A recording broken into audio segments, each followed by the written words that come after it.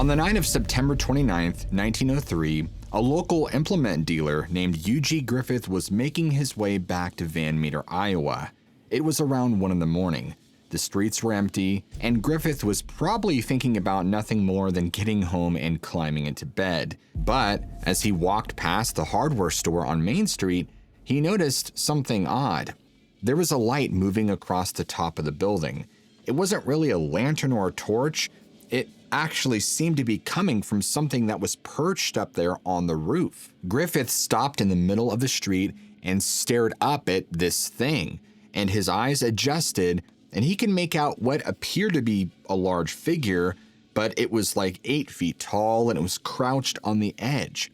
And the light was actually emanating from the figure itself, from what appeared to be some kind of horn or protrusion. Before he could even process all of this, it spread these massive wings and leapt to another rooftop and then vanished.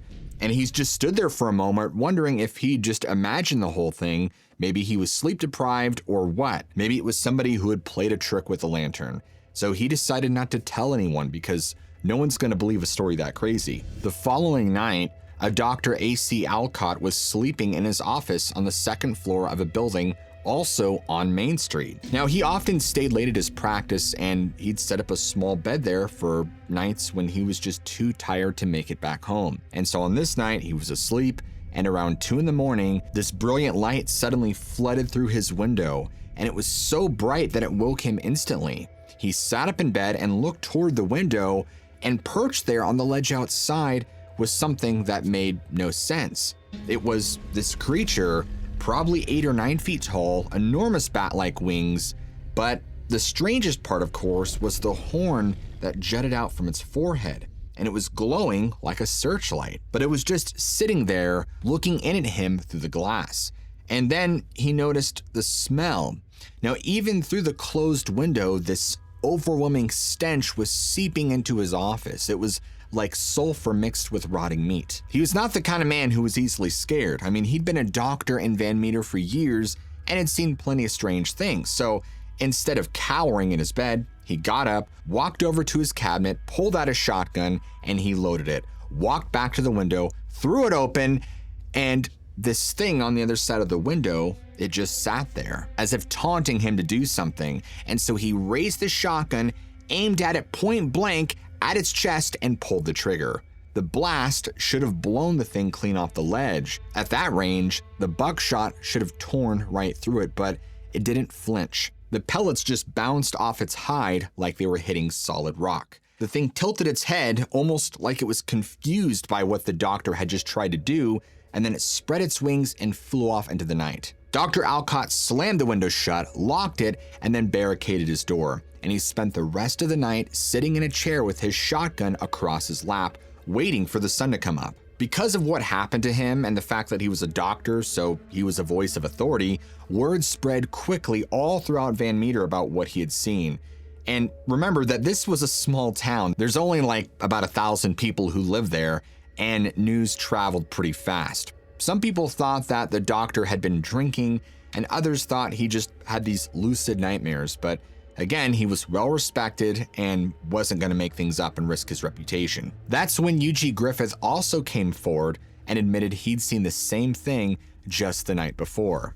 Now, the next night, on October 1st, the town's bank cashier, a man named Clarence Dunn, who everyone just called him Peter, decided he was going to catch whatever this thing was. Now, Dunn didn't believe in monsters or ghosts or any of that nonsense, and he was convinced this had to have been some elaborate hoax, that there was somebody going around scaring people, or maybe it was somebody in a costume. But regardless, about 2 o'clock in the morning, he positioned himself inside the bank with a repeating shotgun loaded with buckshot. And he sat there in the dark, just watching the street through the front window, waiting, hoping that at some point in the night, he would catch a glimpse of this mysterious creature that everybody was talking about. And he kept waiting and he kept waiting. And sure enough, around 2:30, all of a sudden, he just saw this piercing light that suddenly blazed through the glass. And it was so bright that Dunn actually had to shield his eyes. He didn't hesitate. He knew what he was going up against, and he raised his shotgun and fired through the window, not caring if it was an animal or a creature or a person on the other side. The plate glass exploded outward in a shower of fragments. Dunn, of course, then rushed to the shattered window, and he looked out, expecting there to be a body somewhere or at least some blood or something, but he didn't see anything. He grabbed a lantern, he went outside to investigate, and he started looking down at the dirt, and he found something strange. There were footprints right outside the window, but they were three-toed impressions, kind of like a massive bird. Acting quickly, he actually made a plaster cast of one of the prints. But of course, nobody knows what happened to that cast. Of course, right? It's been lost to history. This episode is sponsored by Mint Mobile. Now at this time, the town was completely terrified. Multiple people at this point had found themselves staring up at a creature with a glowing horn on its head. But you know what they didn't have to worry about? Their cell phone bill. Mint Mobile fixes that problem. They've reimagined wireless by making the entire process easy and online. This means no stores, no pushy salespeople, just premium wireless starting at $15 a month. Here's the deal though. All Mint plans include unlimited talk and text on the nation's largest 5G network. You could even call Canada, Mexico, and the UK at no extra charge. And if you grab their unlimited plan, you get a hotspot included up to 10 gigabytes, so you can stream live footage the next time you run into this mysterious glowing horned creature. Here's my favorite part. Mint is all about bulk savings. This means you could lock in 3, 6, or 12-month plans. The more months you buy up front, the more you save, and you can customize the amount of data you need. It could be 5 gigabytes, 15, 20 gigabytes, or unlimited. You're not stuck to a one-size-fits-all plan. And switching is crazy simple. You can sign up and activate in just minutes from your couch with an eSIM,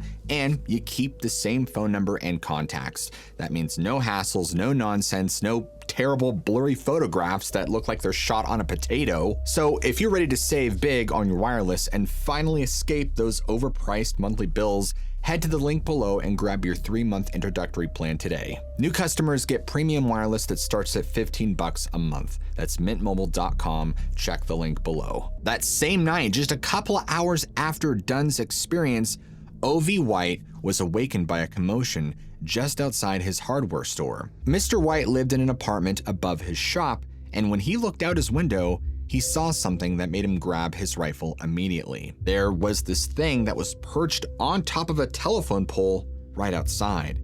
Except it wasn't like a bat or a bird, it was just this massive 8-foot tall with these bat-like wings that folded in on itself. But this time, the horn on its head wasn't glowing. It was just dark, and White could clearly see that this thing was using this kind of hooked-shaped beak, kind of like a raptor, but it was using it to grip the pole as it descended. And White didn't know what to think. He was terrified. He just aimed and fired, not caring if he killed this thing or not. The bullet struck the pole right where this thing had been, but it had already leapt off, and the way it moved was so incredibly bizarre. It didn't run or fly, it kind of hopped and used its wings to help propel these very strange, enormous kangaroo-like bounds all across the ground. White was immediately hit with this strange, overpowering stench, and it was so strong that Sidney Gregg, who lived only 3 houses down, was awakened by the gunfire and then came to his window just in time to see this thing launch itself into the sky and vanish. Now, as you can imagine, now that we have all these additional sightings, people were really freaking out because by October 2nd, the entire town of Van Meter was in a state of near panic. 3 respected citizens had seen this thing, multiple people had shot at it with no effect, and these bizarre 3-toed tracks were being seen by plenty of folks around town. The town called for an emergency meeting. They needed to figure out what this thing was and where it was coming from. Somebody had mentioned that the night shift workers at the brick kiln had been hearing strange sounds for weeks and that they might know what's happening. As it turns out, the sounds were coming from the old coal mine. The mine had been dug back in 1878, going down 257 feet to pull out coal and clay.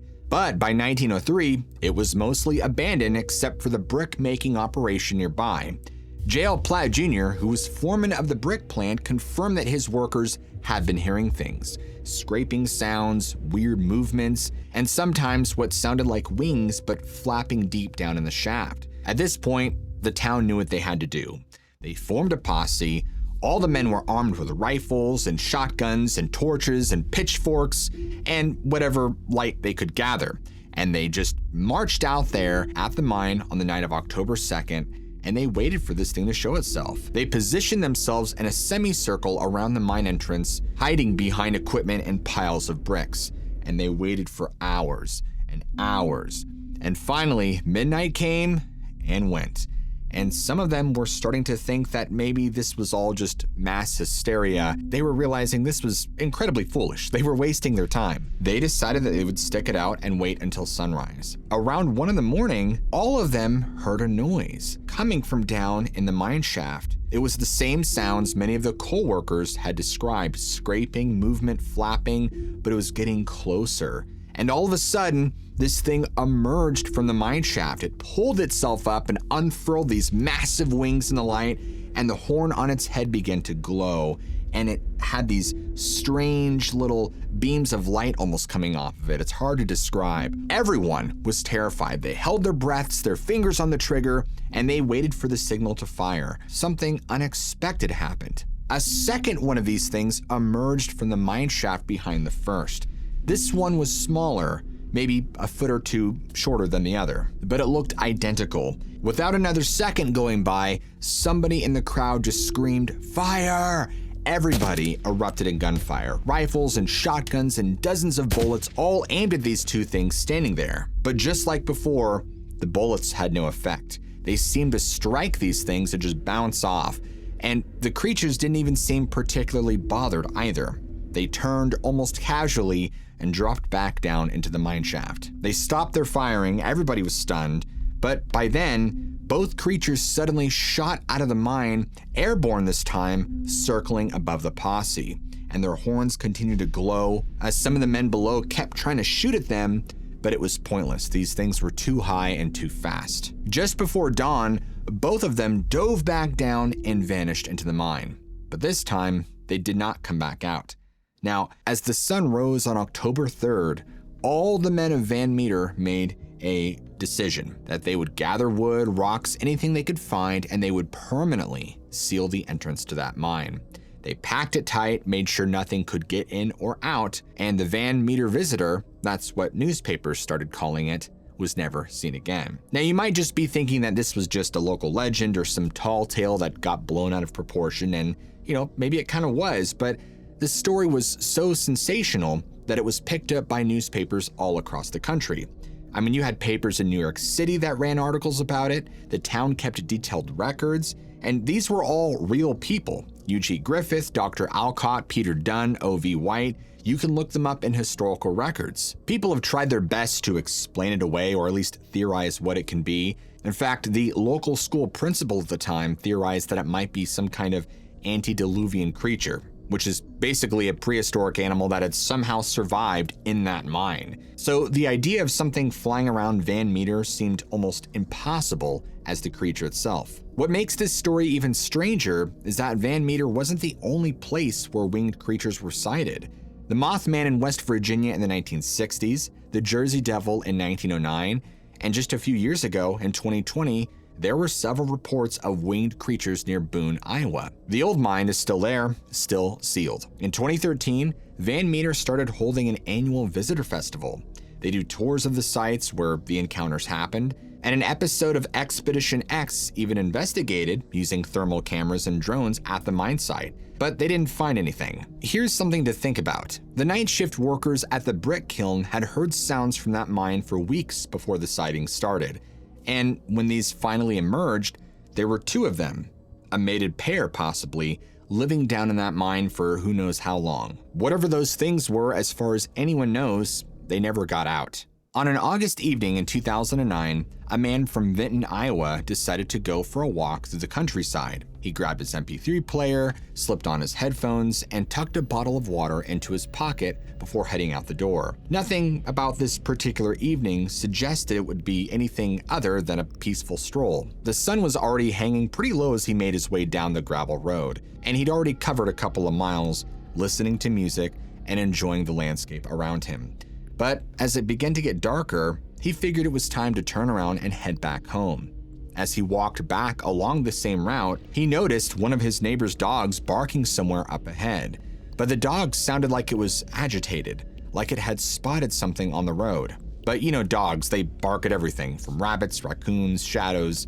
So he didn't think much of it. He just kept walking, listening to his music. And then he started to smell something. And at first, it was faint. As he continued down the road, it got stronger. And it was awful, like wet dog and skunk spray and rotten eggs all intermixed. Now he passed by a trailer sitting off to his right, and there was this single lamppost standing beside it, maybe like 100 feet from the street. Even though the light was dim and it was barely enough to cut through the darkness, it still provided at least some sort of light. And so by the time he reached the area near it, the odor was so thick he could practically taste it. So he stopped walking right there in front of the light post, reached down to his MP3 player to change the song, and he noticed that there was something moving in the ditch beside the road. Figuring it was maybe a raccoon, he turned to look, and then whatever it was began to stand up, and it kept standing and standing. And at this point, whatever he was looking at was so massive, at least 10 feet, and its entire body was this kind of reddish brown and had very thick matted fur, and he could see that the shape of the head was very oval and the body was incredibly broad. He couldn't really see a neck. This large, bulky silhouette was actually facing away from him, and it hadn't noticed he was there. For a moment, he just stood there frozen on the road, still holding onto his MP3 player. He didn't dare move his finger. Even though the music was still playing in his ears, he couldn't actually hear it. All he could focus on was this shape in front of him. That's when this thing started walking, and it climbed out of the ditch on two legs and moved with a very heavy, deliberate gait. And it walked straight into the field beside the road, heading for the tree line of the wooded area off in the distance.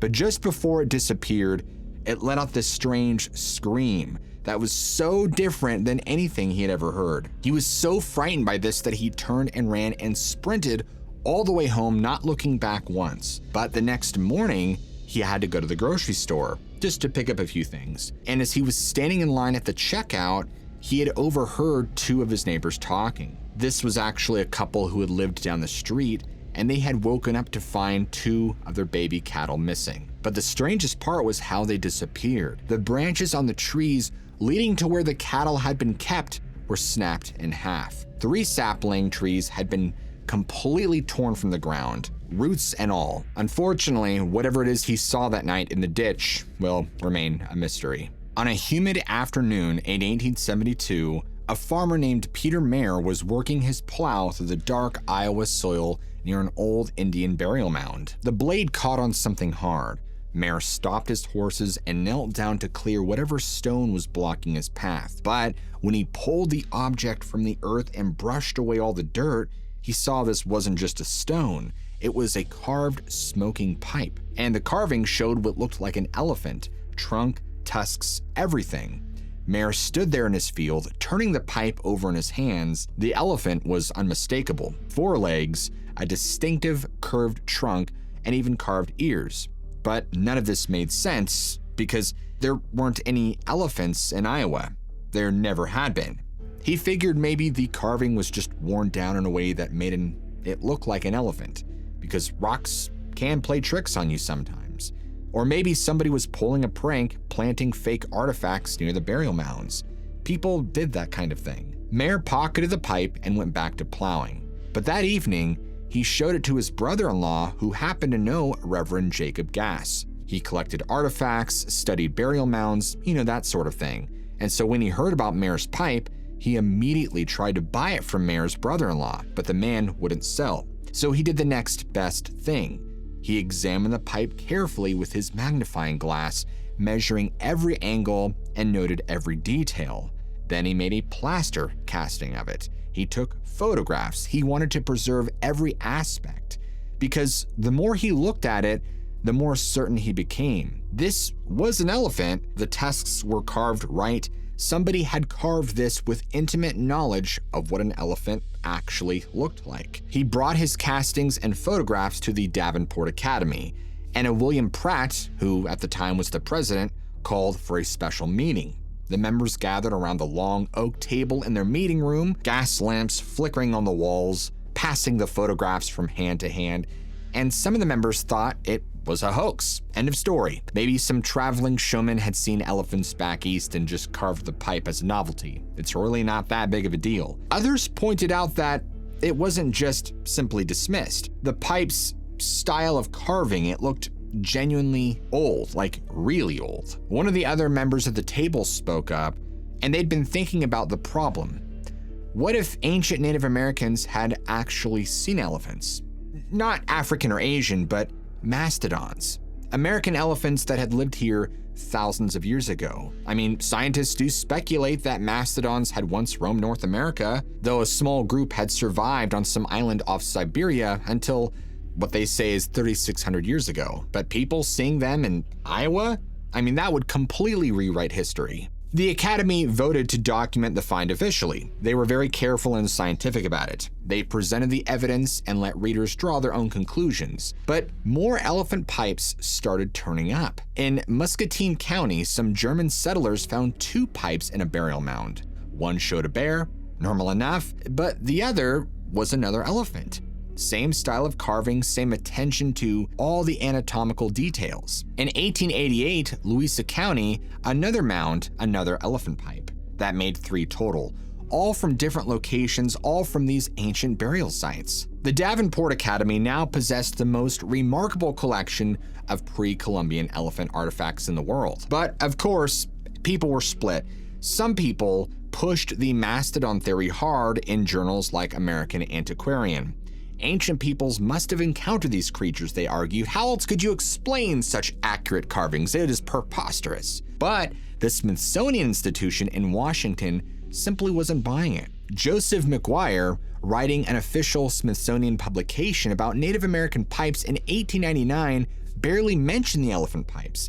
When he did, his skepticism was obvious. There was something else going on here, though, something beyond just pipes and elephants. The Smithsonian and the Davenport Academy were locked in a bigger fight about the burial mounds themselves. Smithsonian scientists believed Native Americans had built them, but the Davenport Academy kept finding things in these mounds that suggested otherwise. Crucifixes, hand mirrors, pieces of armor, even a silver cross in mound number 8. All of this pointed to some other explanation, that maybe ancient Europeans had come to America. Maybe there was some lost civilization. The elephant pipes fit into this theory, and Davenport needed those theories to be true.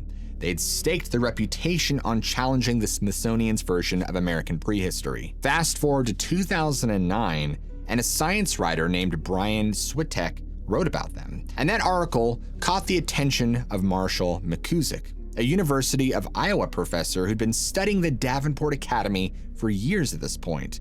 Now, McCusick had written something called the Davenport Conspiracy. And when he'd gone through all of the Academy's older records, he found something that was quite disturbing. It would turn out that the Davenport Academy had been caught fabricating evidence. Oh no. Well, the Davenport tablets, which are these stone slabs supposedly covered in ancient writing, had been the Academy's prized discovery.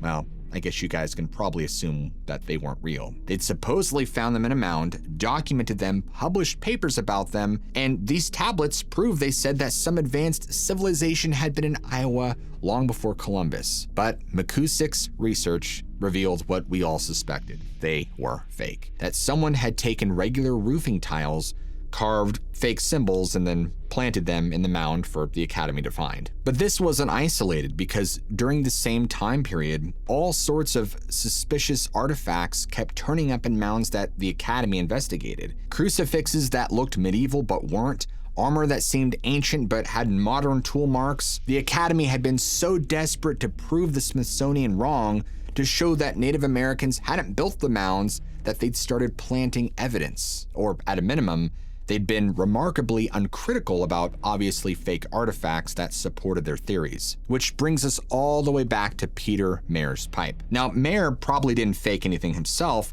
He was just a farmer who found something strange. But once that pipe reached gas in the Davenport Academy, once it became evidence in the war with the Smithsonian's, I mean, who knows what happened? It's convenient that the other 2 elephant pipes turned up right when the Academy needed them the most, right when their theories were under attack. Today, those pipes still exist, and you could see the castings, study the photographs, everything. But whether Peter Mayer really pulled an ancient artifact from that Iowa soil, or whether someone else carved that elephant and made sure it ended up in his field near that burial mound, that's something we'll probably never know for sure. Unfortunately, even that, folks, remains a mystery. And because you guys made it this far, I want you to all comment down below Iowa, so that way I know who made it to the end and who didn't. And if you guys enjoy content like this, where we deep dive into strange cases of the mysterious and supernatural, what are you waiting for? Smack that like and subscribe button right now for more content just like this. As always, never forget, I love you all, keep an open mind, and I'll see you all in the very next video.